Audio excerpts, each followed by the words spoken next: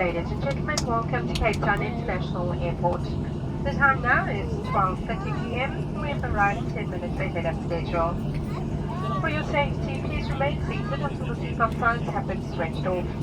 Before leaving us today, please take a few moments to ensure that you have all of your personal belongings with you. Please check your seat pocket for items such as tablets, cell phones and your wallets. And do take care when opening the stowages, as items may have moved in flight. If you need any further information once you've left the aircraft, please ask one of our ground staff who will gladly assist you.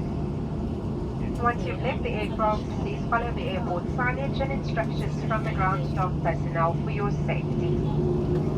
Kindly note that smoking is only allowed at the designated smoking areas in the airport building.